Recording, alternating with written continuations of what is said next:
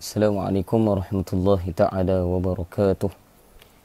Ila hadratin nabiyil mustafa sallallahu alaihi wasallam wa ila azwajihi wa dhurriyyatihi wa ila ashabihi wa ila tabi'in wa tabi'in wa ila al-ulama wal nuqaba wal nujaba wa ila awliya'is salihin wa ila abaina wa ummahatina wa ila al-muslimina wal muslimat wal mu'minina wal mu'minat wa khususan ila mualliful kitab Syekhuna Syekh Zakaria ibni Syekh Yahya rahimahullahu ta'ala bisiril Fatihah.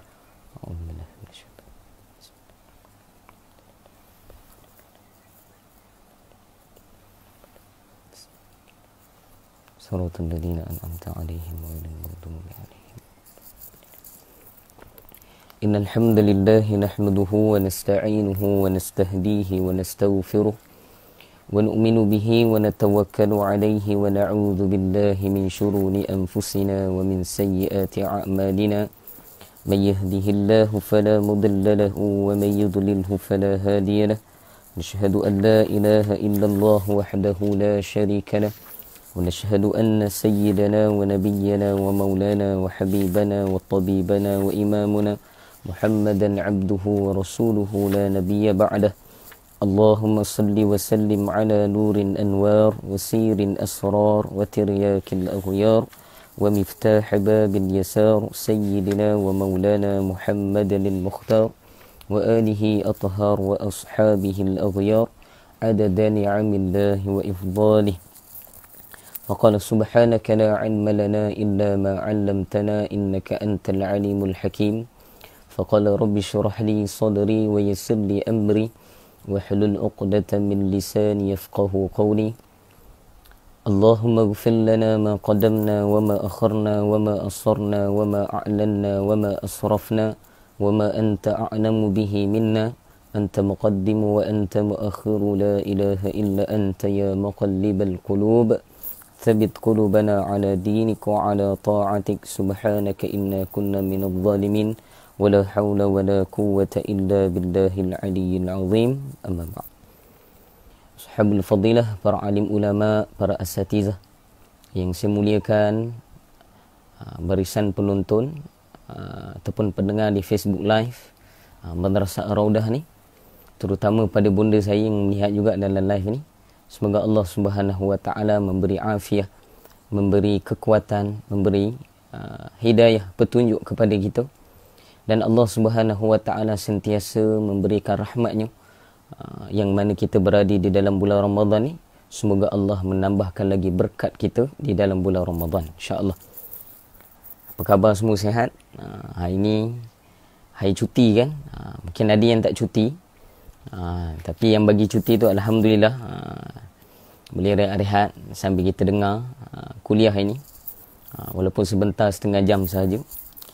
Pertama sekali kita syukur pada Allah Subhanahu wa taala, antara di atas limpah rahim pada Allah Subhanahu wa taala, Allah masih hidupkan kita lagi di dalam bulan Ramadan al-Mubarak ini, yakni di dalam bulan yang penuh keberkatan ini, yang mana para ulama dah sebut dah, mereka yang nak duduk di dalam bulan Ramadan semuanya dipilih oleh Allah Subhanahu wa taala.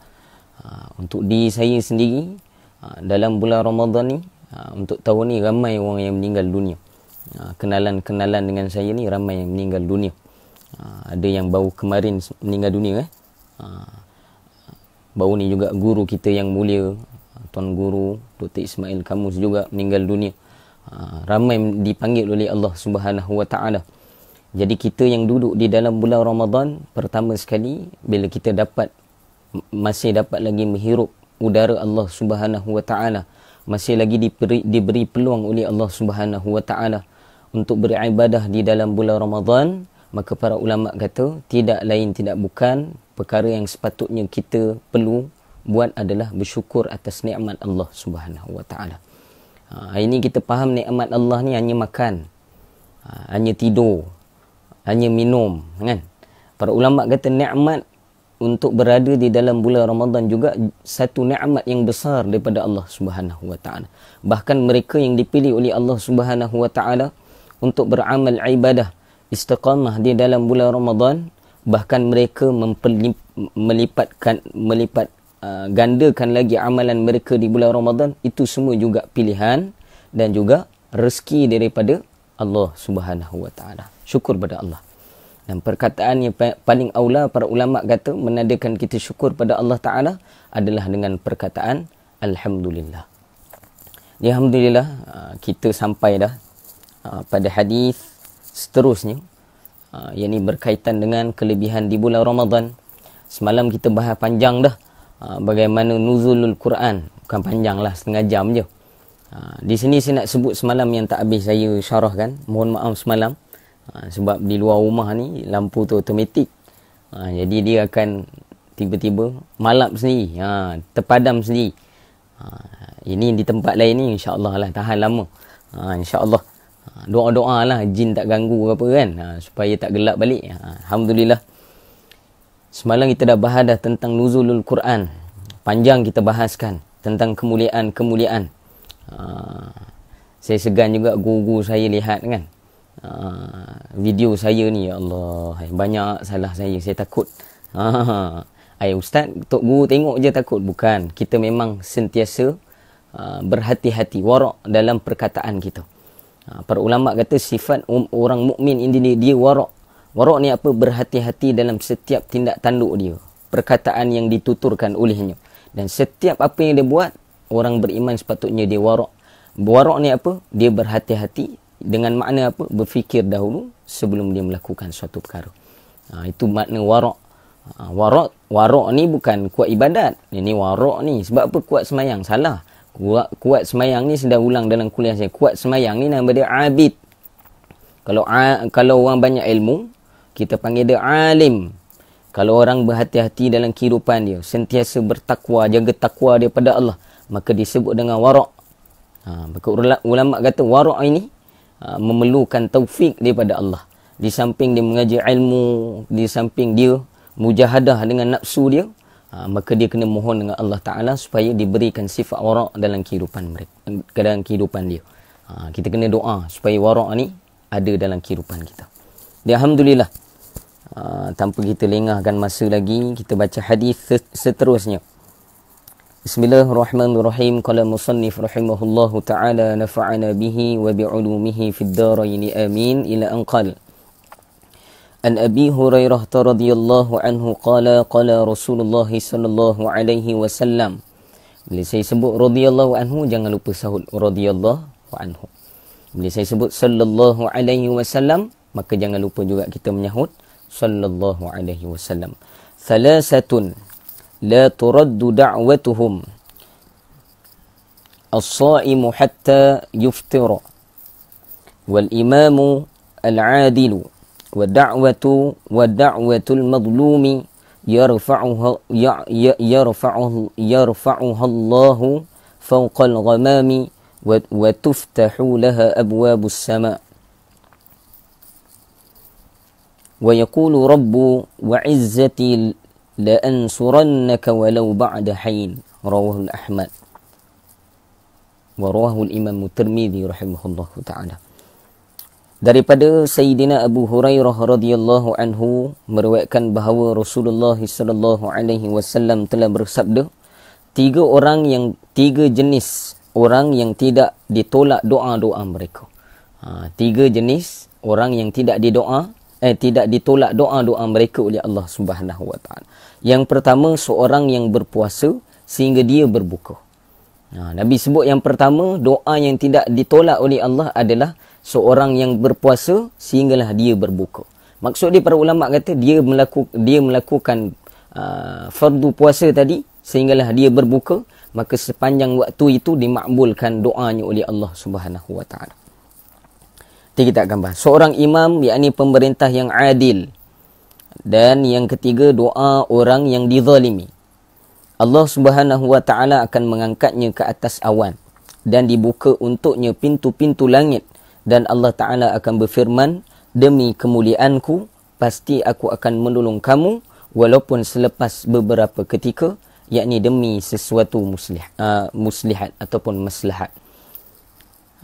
Kita baca dulu syarah Maulana Zakaria. Dalam kitab Duri Mansur terdapat hadis yang dinukilkan daripada Sayyidatina Aisyah radhiyallahu anha bahawa apabila Ramadan tiba, keadaan Nabi SAW akan berubah. Baginda akan menambahkan solatnya, sangat merendah diri dalam berdoa, dan keadaannya dikuasai oleh perasaan takutkan Allah Subhanahu wa taala. Ini syarah pertama. Dalam hadis ini dinyatakan 3 jenis manusia. 3 jenis orang ataupun golongan yang Allah tidak akan menolak doanya. Yang pertama apa dia? Yang pertama sekali, mereka yang berpuasa sehingga mereka berbuka. Yang kedua, imam yang adil. Imam yang adil ni para ulama sebut pemerintah yang adil. Dan yang ketiga, mereka yang dizalim, yang telah dizalimi. Ketiga-tiga jenis orang ni doa tidak akan ditolak oleh Allah Subhanahu wa taala. Tapi untuk hari ini kita bahaskan berkaitan dengan doa seorang yang berpuasa sehingga dia berbuka. Di dalam kitab ini para ulama mengatakan, kata Syekh Zakaria Al-Kandahlawi rahimahullahu taala, bahawa apabila datang dalam kitab Duri Mansur, apabila datang bulan Ramadan, kata Aisyah radhiyallahu anha, baginda Nabi SAW keadaannya akan berubah. Bagaimana berubahnya Nabi? Berubah pada sudut amalannya. Pada sudut amalannya. Pertama, Nabi akan menambah solatnya. Kita tahu solat Nabi ini berapa banyak. Sehingga dalam riwayat, Nabi ini dalam riwayat semayang malam saja, semayang tahajud, sehingga bengkak-bengkak kaki Rasulullah SAW. Kan? Sehingga Aisyah kata, wahai Rasulullah, bukankah telah diampunkan dosa kamu yang sebelum dan selepas? Dijawab oleh Nabi SAW, tidakkah aku ini boleh menjadi seorang hamba yang bersyukur? Tanda syukur Nabi mendirikan solat malam yang panjang-panjang. Ulama kata, kalau nak panjang dalam solat, bukan dalam solat fardu, para ulama kata lebih digalakkan di dalam solat sunat kita, lebih-lebih lagi solat tahajud, qiyamul lail kita perlu dipanjangkan bacaan kita. Maka di dalam hadis yang diriwayatkan oleh Aisyah ini kita tahu, bila datang bulan Ramadan, Nabi akan tambah amalannya. Amalan yang pertama Nabi akan tambahkan apa dia? Amalan solatnya. Cuba kita lihat, adakah kita mengikuti sunnah Rasulullah SAW ataupun tidak? Bertambah tak solat kita? Bukan solat fardu kan? Dah 5 waktu nak tambah 6 pula, bukan. Solat sunat kita. Yang mana dulu kita tak pernah semayang duha, sekarang ni kita belajar untuk semayang duha. Allah beri peluang pada kita untuk bersahur. Nanti kita akan baca hadis tentang bersahur. Yang mana para ulama sebutkan, Nabi kata, Nabi galakkan pada kita untuk memperlambatkan sahur kita. Maksud memperlambatkan sahur ini, maksud dia apa? Sebaik-baiknya sebelum daripada sahur itu, kita telah mendirikan beberapa solat sunat. Terutama solat sunat tahajud. Mungkin sebelum ni kita tak pernah buat solat sunat tahajud. Maka di bulan Ramadan ini Allah buka pintu hati kita, maka mempercepatkan amalan kita. Jangan tangguh-tangguh.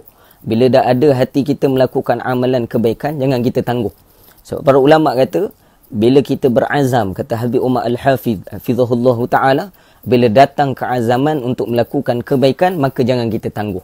Sebab apa? Dikhawatiri nafsu kita ini, ataupun syaitan, di dalam bulan Ramadan, nafsu kita akan menghalangi kita. Takut nanti bila bertangguh, maka tak buat. Ini para ulama kata jangan tangguh. Kita tahu dah daripada Aisyah, Sayyidatina Aisyah radhiyallahu anha meriwayatkan bahawa apa, Nabi bila datang bulan Ramadan, Nabi berubah dah. Berubah dari sudut apa? Amalan solat yang pertama. Yang kedua, sangat merendah diri dalam berdoa. Maksud merendah diri dan doa ni apa dia? Nabi sangat khusyuk dalam doanya. Ni yang kita nak highlightkan ni. Nabi sangat khusyuk dalam doanya. Merendah diri di sini dengan maksud apa? Khusyuk.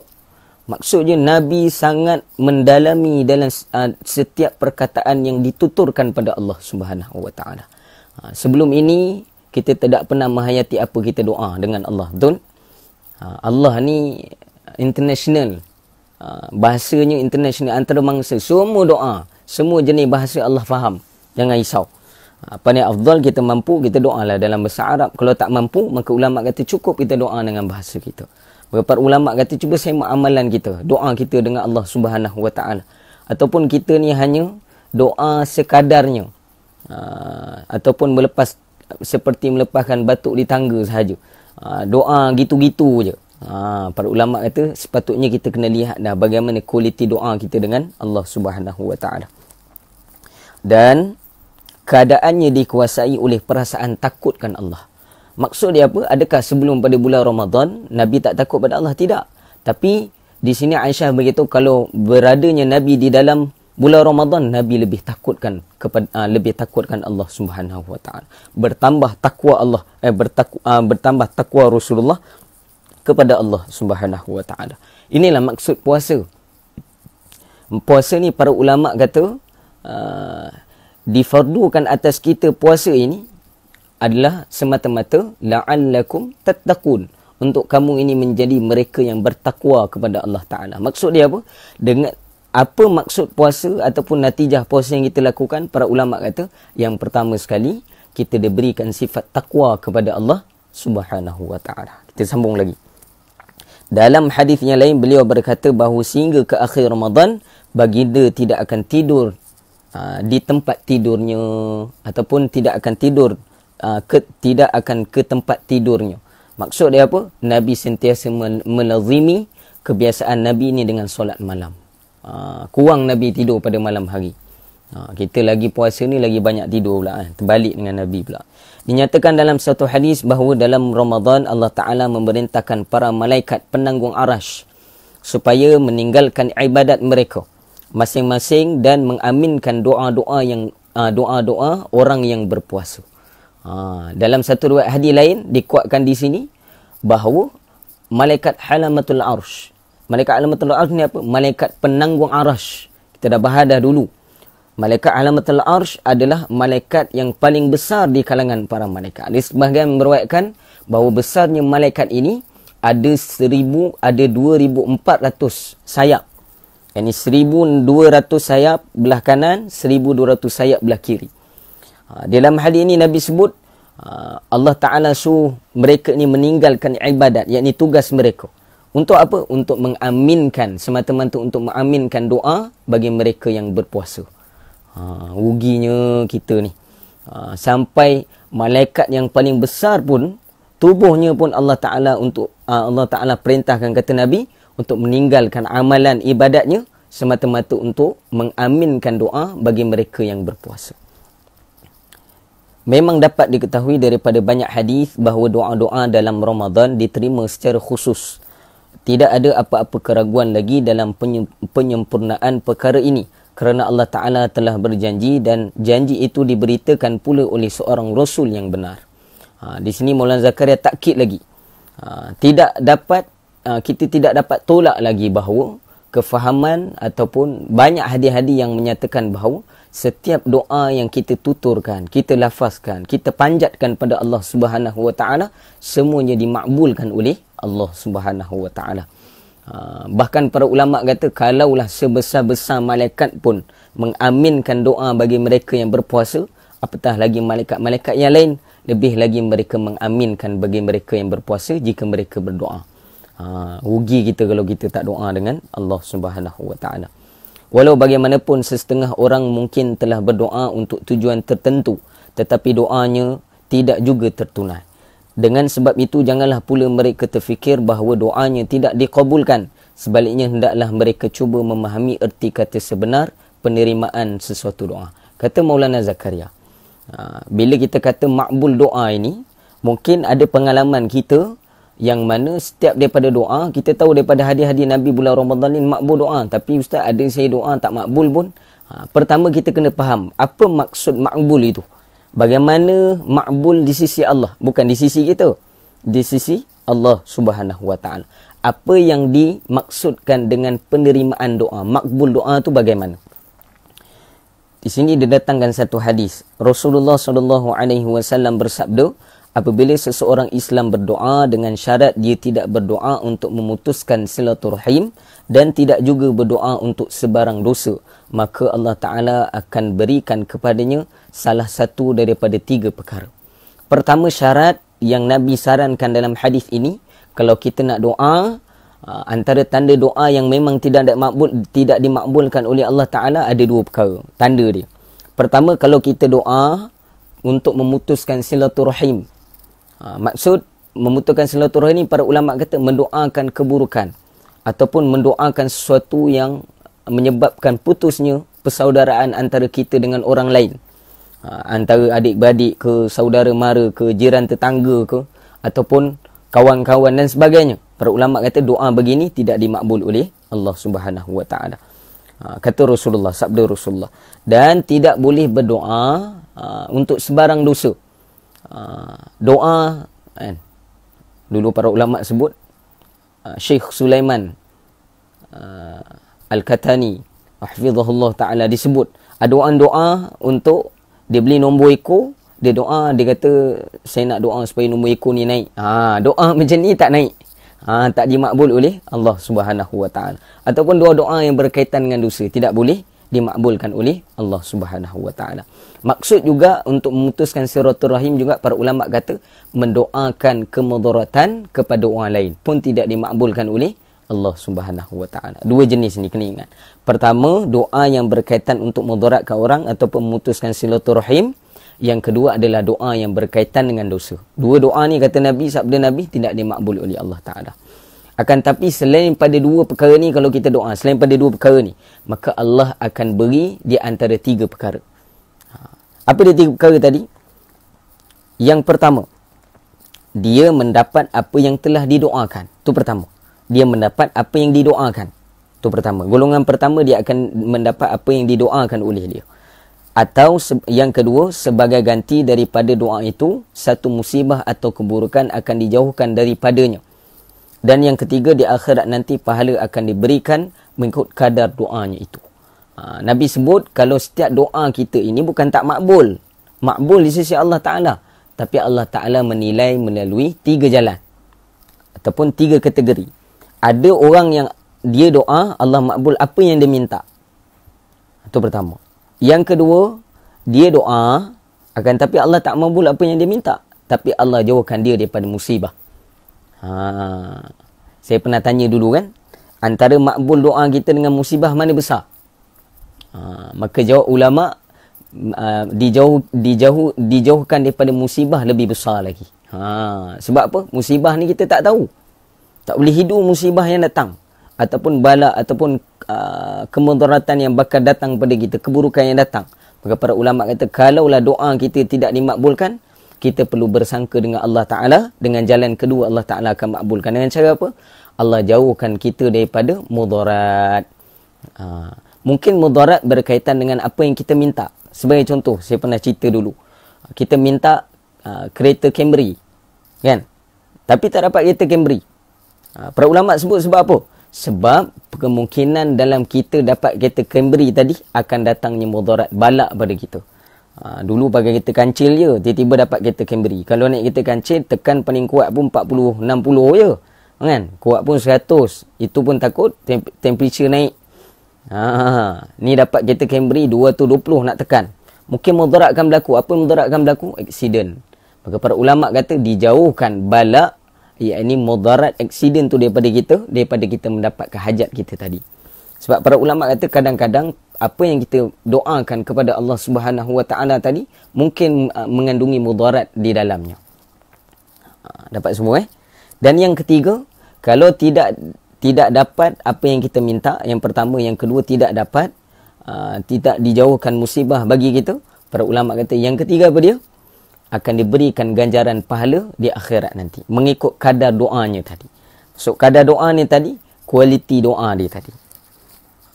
Adalah dinyatakan dalam sebuah hadis bahawa pada hari kiamat Allah Ta'ala akan memanggil seorang hamba dan berfirman, wahai hambaku, aku telah memerintahkan kamu supaya berdoa, dan aku juga telah berjanji untuk menerima doa itu. Adakah engkau telah berdoa kepadaku? Dia akan berkata, ya, saya telah berdoa. Maka Allah Ta'ala berfirman, tiada satu doa pun yang engkau telah pohon yang aku tidak tunaikan. Ini sabda Nabi. Kamu telah minta supaya sekian-sekian kesusahan dijauhkan, maka aku telah sempurnakan permintaan itu di dunia. Dan kamu telah minta supaya kamu dilepaskan daripada sesuatu kerisauan, tetapi kamu tidak tahu pun kesan daripada permintaanmu itu. Aku telah tetapkan gantian untuk doa itu dengan sekian-sekian ganjaran. Rasulullah SAW bersabda bahawa sehingga satu demi satu doa-doanya akan diperingatkan dan akan diberitahu sama ada doa itu telah disempurnakan di dunia ataupun doa itu digantikan dengan ganjaran yang diberikan di akhirat. Melihatkan ganjaran dan pahala yang begitu banyak, si hamba itu akan berkeinginan, alangkah baiknya jika tidak ada satu pun daripada doaku ataupun doanya dikabulkan sewaktu di dunia dulu agar mendapat ganjaran yang begitu banyak di akhirat. Di sini satu hadis yang menguatkan lagi tentang manfaat doa. Kata Syekh Zakaria, diriwayatkan dalam satu hadis baginda Nabi SAW, di akhirat nanti, ni hadis qudsi ni, di akhirat nanti Allah Ta'ala akan berfirman pada kita. Allah akan bertanya pada kita. Yang mana, apa pertanyaan Allah? Allah akan tanya, adakah kita ni berdoa pada Allah dulu di dunia? Maka semua pada kita akan jawab, ya. Maka para ulama kata Allah akan ingatkan. Kata Nabi, Allah akan ingatkan kepada kita setiap doa yang kita pernah doa pada Allah. Kemudian Allah akan kata sama ada doa itu dikabulkan di dunia. Ini di antara dua perkara. Antara Allah Ta'ala makbulkan permintaan kita tadi, beri apa yang kita nak, ataupun Allah Ta'ala jauhkan kita pada musibah. Itu di dunia. Ataupun Allah akan berikan ganjarannya di akhirat. Dan sabda Nabi, kalaulah setiap daripada kita ini tahu ganjaran doa ini di akhirat, maka kita akan cakap apa? Kita akan kata, alangkah baiknya kalau setiap daripada doa yang, pahala doa yang ada ini, semuanya Allah bagi di akhirat. Para ulama sebut juga dengan riwayat yang lain, alangkah baiknya kalaulah semua doa aku tidak dimakbulkan di dunia, semuanya diberikan ganjaran di akhirat. Sebab apa? Di akhirat kita tidak perlukan lagi apa yang kita perlukan di dunia ni. Kita hanya perlukan ganjaran-ganjaran pahala daripada Allah Subhanahu Wa Taala. Kan? Para ulama kata di sini diletakkan ataupun dimaklumkan kepada kita tentang kepentingan doa. Dan di sini kita tahu bahawa setiap doa Allah tak pernah tak makbulkan. Semuanya dimakbul oleh Allah Subhanahu Wa Taala. Maka kita yang dengar hadis ini, kita dah tahu dah. Maka para ulama kata kena banyak bersangka baik dengan Allah Subhanahu Wa Taala. Kalau di dalam hadis Nabi SAW pernah bersabda, Allah mengikut sangkaan hamba-Nya. Maka para ulama kata kalau doa kita tidak dimakbul oleh Allah Ta'ala atas hajat tadi, maka para ulama sebut perlunya kita bersangka baik. Mungkin ada musibah melalui permintaan kita tadi. Ataupun hajat, apa yang kita minta mungkin ada musibah di dalamnya. Sebab tu Allah tak bagi. Allah bagi lebih besar, yang ini dijauhkan musibah daripadanya. Kalau kedua-duanya Allah tak bagi di dunia, maka para ulama kata doa ini sepatutnya kita lebih harapkan pahala ganjaran yang lebih besar lagi di akhirat.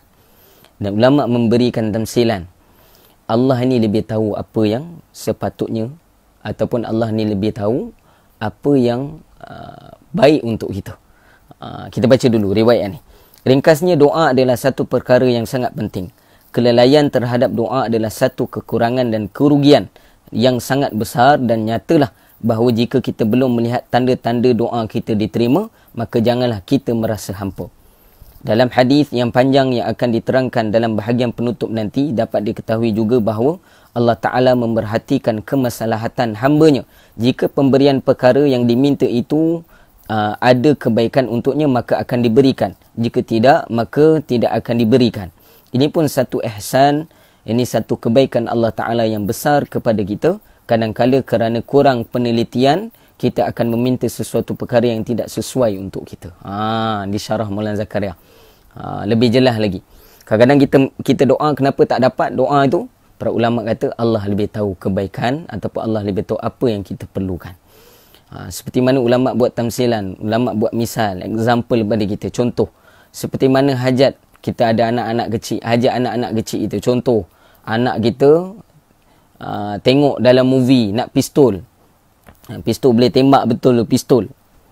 Para ulama kata, adakah kita nak bagi pistol betul tu pada dia? Para ulama kata, kalau kita bagi, gila lah kita ni, kan? Ataupun kurang bijak lah kita ni. Sebab apa? Pistol tadi boleh memudaratkan dia. Para ulama kata, begitulah Allah Subhanahu Wa Taala. Kadang-kadang disebabkan tidak tahunya kita ini terhadap perkara yang kita minta tadi baik ataupun buruk, maka ia menjadi tanggungjawab Allah Ta'ala untuk menentukan sama ada diberikan ataupun tidak diberikan. Kalau diberikan, maka perkara tadi ada kebaikan.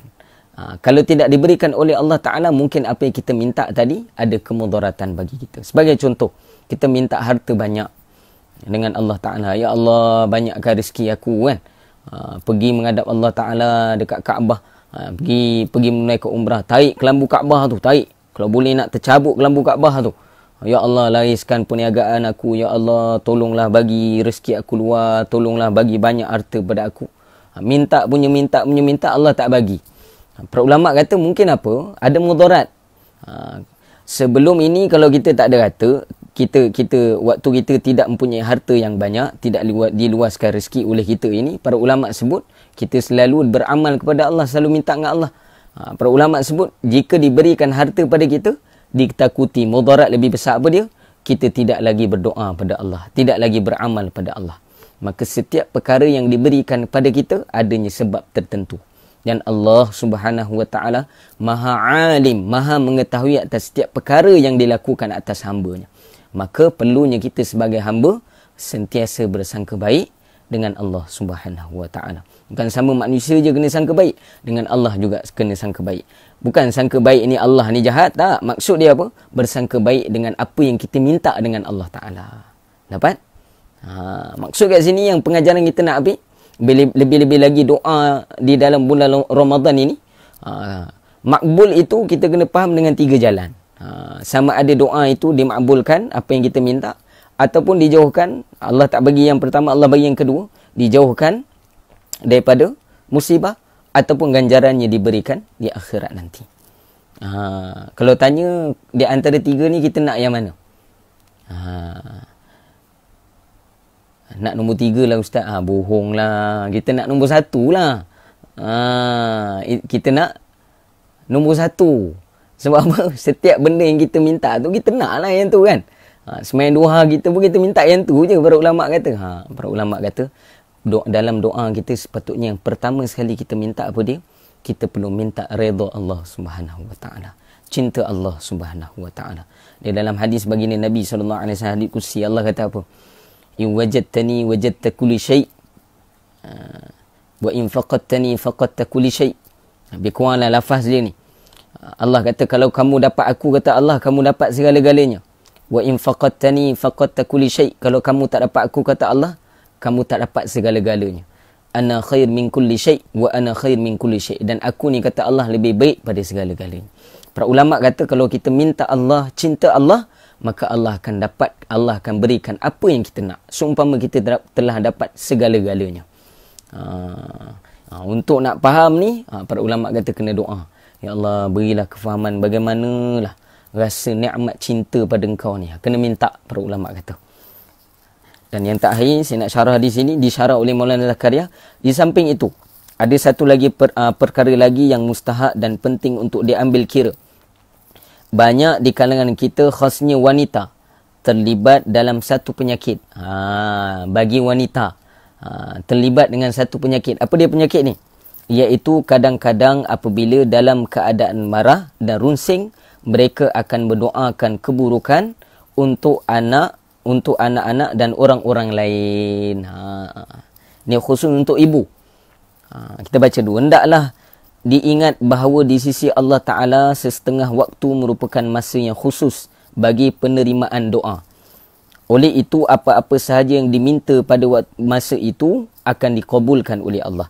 Si jahil itu pada mulanya telah menyumpah anaknya sendiri, dan apabila anaknya mati atau terkena apa-apa musibah, dia ke sana ke sini menangis, dan tidak pun dia terfikir bahawa musibah itu adalah perkara yang telah dimintanya sendiri di dalam doanya.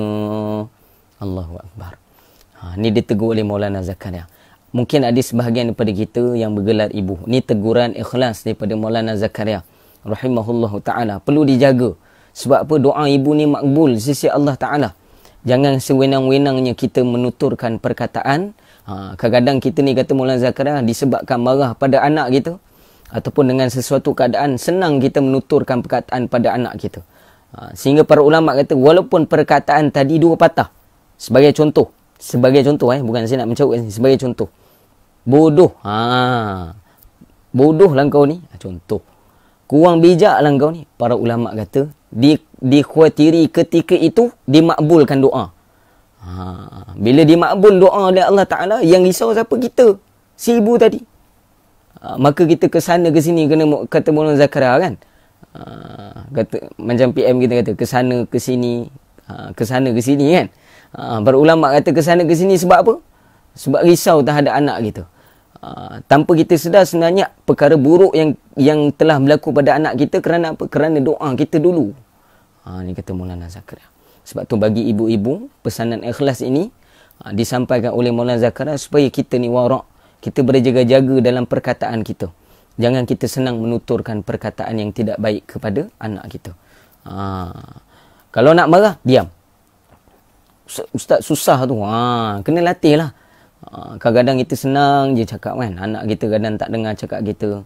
Engkau ni cakap macam-macam pada anak. Para ulama kata takut ketika itu doa dimakbulkan oleh Allah Subhanahu Wa Taala. Dan atas sumpahan kita lebih-lebih lagi ibu. Di sini disarankan perempuan sebab apa? Sebab ibu ni doa makbul. Para ulama kata. Dan juga di sini lebih-lebih lagi di dalam bulan Ramadan. Bulan Ramadan ni bila lapar ni marah cepat. Kan? Angin cepat naik kepala. Angin perut ada, angin pinggang ada, angin belakang ada. Semua angin dalam badan kita ni. Sehingga naik ke kepala, para ulama kata. Dan bila kita marah, kadang-kadang kita menuturkan perkataan yang mungkin para ulama kata ketika itu takut dikabulkan oleh Allah. Lebih-lebih lagi di bulan Ramadan. Maka kita perlu berjaga-jaga dengan perkataan kita.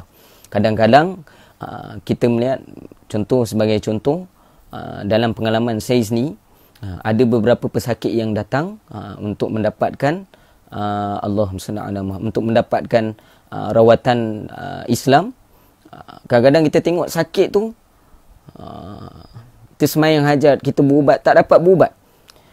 Kadang-kadang para ulama kata guru saya, kadang-kadang sakit-sakit yang datang ni, kadang tiba-tiba lumpuh, tiba-tiba jadi gila, tiba-tiba jadi lambat, tiba-tiba kita ini. Para ulama kata, semua ini kadang-kadang bukan kerana dosa dia, akan tapi kerana sumpahan daripada ibunya. Bila sumpahan daripada ibu dia, tak ada jalan lain melainkan kena taubat. Si ibu tadi kena doa balik pada Allah Subhanahu Wa Taala. Semoga diampunkan atas perkataan dia tadi dan memberikan kesembuhan pada anaknya. Berubatlah macam mana pun tak boleh berubat. Para ulama kata sebab perkara tadi telah didoakan oleh ibu dia sendiri. Bila banyak pesakit yang datang, saya lihat kadang-kadang bukan kerana tidak boleh berubat, tidak. Bukan kerana rawatan Islam ataupun ayat Al-Quran ini tidak boleh menyembuhkan kita. Bukan. Tapi kerana kadang-kala ada beberapa perkara yang tidak dapat kita bayangkan. Seperti inilah. Kita tidak dapat bayangkan sebabnya. Seperti mana yang diceritakan oleh Syekh Zakaria ni. Ada soalan, kalau marah lintasan dalam hati ibu je, tak lafaz tu juga dikira doa ke Ustaz? Sebahagian ulama kata juga dikira doa. Ibu jangan buat main. Ibu perkataan lafaz dan juga lintasan dia, lagi-lagi niat. Dia marah dalam hati pun, para ulama kata doa pun boleh di dalam hati kan. Para ulama kata takut di dalam hati juga dimakbulkan oleh Allah Ta'ala. Kan Allah sebut dalam suratul Mulk kan, wa asiru qawlakum aw ijharu bih innahu alimun bizatis sudur. Wa asiru qawlakum, bila kamu rahsiakan perkataan kamu ataupun kamu jahar, kamu kuatkan perkataan kamu. Rahsiakan tadi maksud rahsia tadi bercakap dalam hati, ataupun kamu jaharkan, yakni melafazkan pada mulut. Innahu alimun bizatis sudur. Sungguhnya Allah ni Maha mengetahui apa yang berada di dalam hati-hati kita semua. Maka lintasan hati pun kalau boleh jangan kita niatkan. Bila ustaz kadang-kadang dia datang sini, bila datang sini cepat-cepat istighfar dengan Allah Subhanahu Wa Taala. Dapat semua insya-Allah. Di sini dikuatkan lagi Nabi SAW bersabda, janganlah mendoakan keburukan untuk dirimu sendiri, anak-anakmu serta harta dan hamba-Mu. Maksud dia apa? Nabi melarang untuk mendoakan keburukan untuk diri sendiri, keburukan untuk anak-anak, yakni keluarga kita, kepada harta kita dan juga kepada hamba. Hamba ni zaman dulu hamba sahaya. Janganlah pula nanti doa itu dipinta ketika waktu khusus penerimaan doa oleh Allah Ta'ala.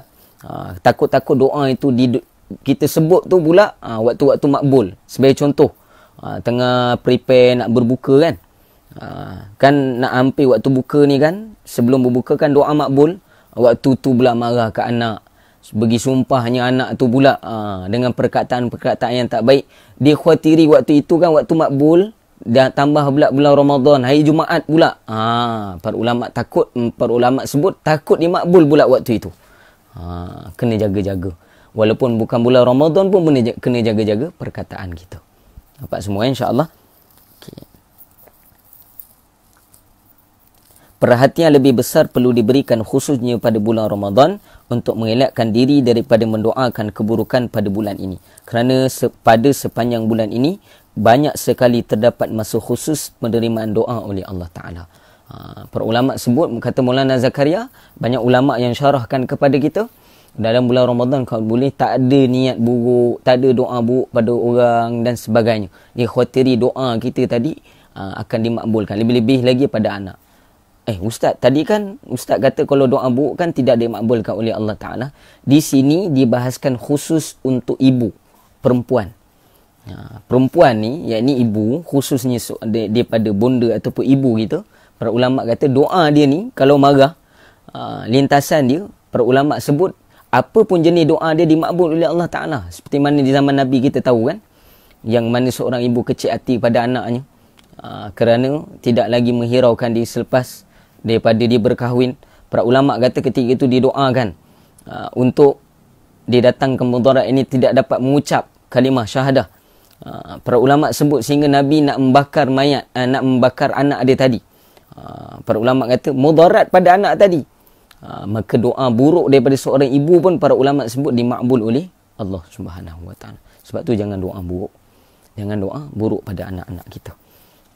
Kesian ke anak-anak. Dapat semua insya-Allah.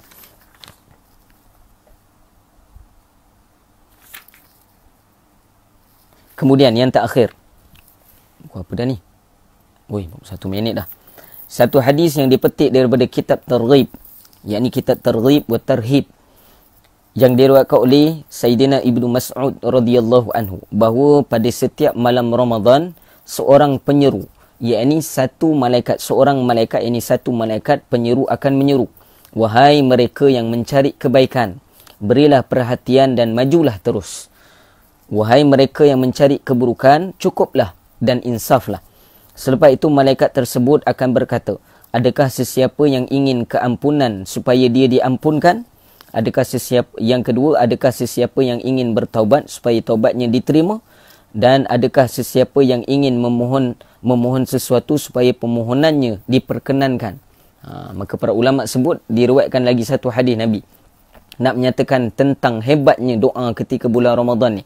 Diriwayatkan dalam kitab Targhib wa Tarhib ini, diriwayatkan oleh Abdullah ibnu Mas'ud radhiyallahu anhu, bahawa Rasulullah sallallahu alaihi wasallam pernah bersabda, pada setiap malam Ramadan akan datangnya satu malaikat, yang mana malaikat ni akan menyuruh pada setiap malam Ramadan bagi mereka yang sentiasa melakukan kebaikan. Apa kata malaikat ni tadi?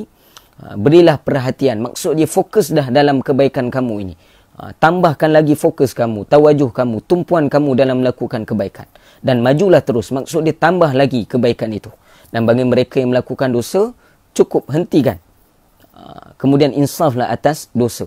Yang malaikat ni akan menyuruh, akan bertanya, adakah sesiapa yang di kalangan adakah sesiapa yang ingin keampunan daripada Allah, supaya doa keampunan tadi, supaya dia diampunkan oleh Allah Subhanahu Taala. Yang pertama, malaikat menyeru apa dia? Adakah sesiapa yang minta ampun? Di sini adakah kita tergolong dalam pertanyaan ini? Supaya kita dapat diampunkan oleh Allah Subhanahu Wa Taala. Itu pertama. Yang kedua, adakah sesiapa yang ingin bertaubat supaya taubatnya diterima? Yang kedua, adakah sesiapa yang ingin bertaubat pada malam ini dan Allah Ta'ala akan menerima taubatnya? Dan adakah sesiapa yang ingin memohon, meminta pada Allah akan hajatnya? Maka Allah Ta'ala, kata malaikat ini, setiap hajatnya akan dimakbulkan oleh Allah Subhanahu Wa Ta'ala. Maka di sini kita tahu, setiap waktu di dalam bulan Ramadan semuanya makbul di sisi Allah Subhanahu Wa Ta'ala. Dan makna makbul di sini kita dah syarah dengan 3 perkara tadi. Maka sepatutnya kita, mereka yang beriman kepada Allah Subhanahu Wa Ta'ala, maka kita perlu menambah baik lagi, memperbaiki doa kita, melihat kualiti doa kita. Paling kurang para ulama kata kena lihat, kita hayati tak dalam setiap lafaz-lafaz ataupun perkataan-perkataan yang kita lafazkan dalam doa kita. Abang Sahib tengok ni. Assalamualaikum. Waalaikumsalam. Lama tak jumpa Abang Sahib. Para ulama sebut, adakah di dalam bulan Ramadan ini kita menambahkan tumpuan kita dalam berdoa pada Allah? Kita tambah tak waktu doa kita? Para ulama sebut perlu tambah waktu doa setiap hari. Kata guru kami Maulana Husnul Hizam, dia kata apa? Perlu tambah doa setiap hari. Supaya apa? Doa ini bertambah, lagi bertambah, lagi bertambah. Dan ulama sebut Allah sangat suka bagi mereka yang suka meminta pada Allah Ta'ala. Sehingga Allah sebut dalam, Nabi sebut dalam hadis yang sahih, Iza sa'alta fas'alillah. Apabila kamu ada pertanyaan, kamu ada permintaan, fas'alillah. Hendaklah kamu minta pada Allah Ta'ala. Dan sehingga Nabi sebut dalam hadis yang lain, mintalah pada Allah walaupun untuk sebuku roti. Ataupun secebir, ataupun bukan secebir, atau untuk sebuku roti. Nak minta roti pun kena minta dengan Allah dulu. Nabi ajar. Sehingga meminta sesuatu perkara, walaupun perkara yang berbentuk dunia juga perlu dipanjatkan dulu kepada Allah Subhanahu Wa Taala. Ini kita lihat. Kalau kita ada hajat, kita pandang siapa dulu? Pandang Allah dulu ke pandang orang lain dulu? Kita semayang dua rakaat hajat ke, ataupun kita terus pergi kepada orang yang kita rasa boleh makbulkan hajat kita? Nak tahu, kena tengok diri sendiri. Jangan tengok orang lain, tengok diri kita sendiri. Wallahu Subhanahu Wa Taala alam. Bagi saya panjang dah ni, 45 minit. Dan hari ini saya nak ajarkan doa, bukan ajarkan, saya nak kongsikan doa, maafkan saya. Saya nak kongsikan doa di sini, doa yang diajar oleh baginda Nabi SAW. Doa berkata apa Ustaz? Doa apabila makan buah. Doa makan buah.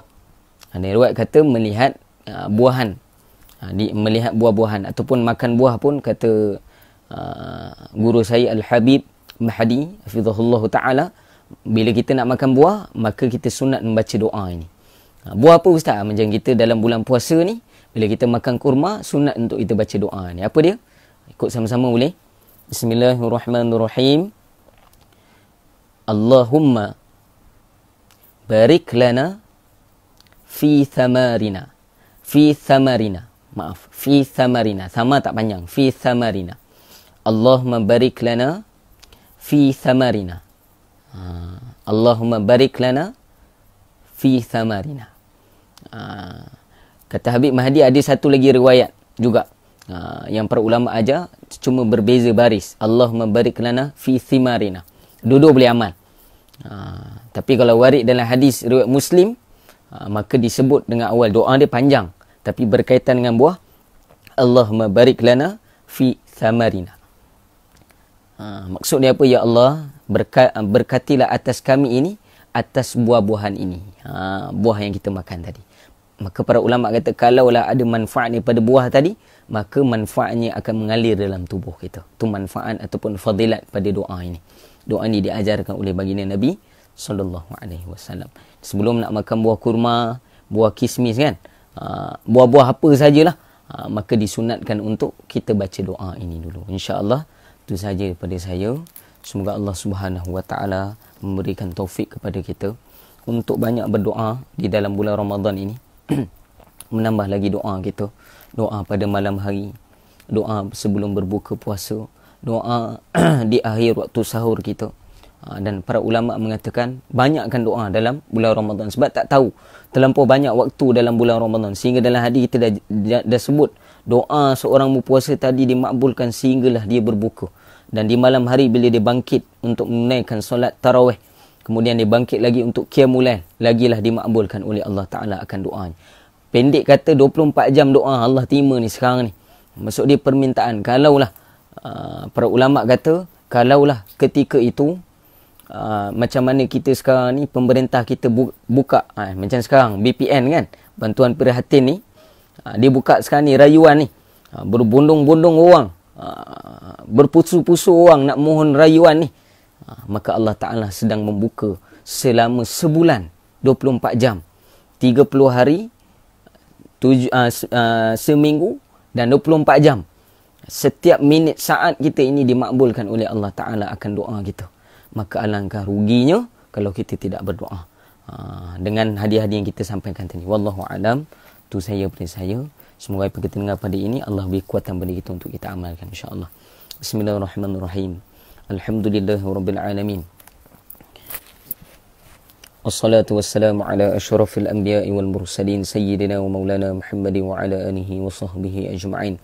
Allahumma arinal haqqa haqqa warzuqna ittiba'ah wa arinal batila batila warzuqna ijtinabah. Allahumma a'inna ala dzikrika wa syukrika wa husnal ibadatik. Allahumma inna nas'aluka ridhaka wal jannatul firdaus ma'a Rasulillahi sallallahu alaihi wasallam wa na'udzubika min sakhatika wan nar. Allahumma innaka 'afuwun karim tuhibbul 'afwa fa'fu anna wa an walidina wa jama'al muslimina wal muslimat birahmatika ya arhamar rahimin.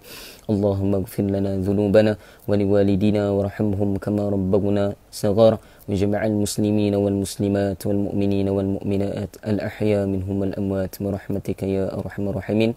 Rabbana hab lana min azwajina wa dhurriyyatina qurrata a'yun waj'alna lil muttaqina imama وبجعلنا مقيم الصلاة ومن ذريتنا ربنا تقبل دعاء اللهم اجعلنا من أهل الدعاء اللهم اجعلنا من أهل الدعاء اللهم اجعلنا ومن ذريتنا من أهل الدعاء وصلى الله على سيدنا محمد وعلى آله وصحبه وبارك وسلم والحمد لله رب العالمين وبالله التوفيق والهداية والسلام عليكم ورحمة الله تعالى وبركاته.